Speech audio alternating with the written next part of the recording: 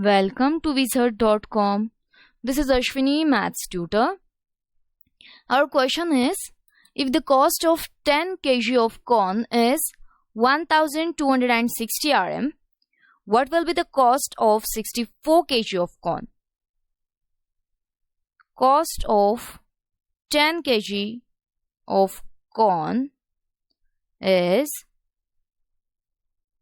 1260 Rm. Okay,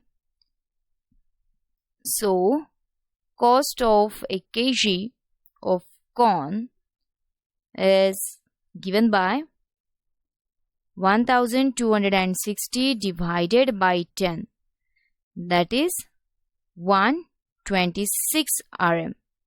Okay, now from this we can find cost of 64 kg of corn as 64 into cost of 1 kg of corn, that is 126.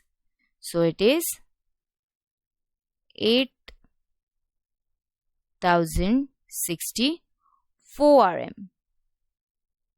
Okay, so our correct option is option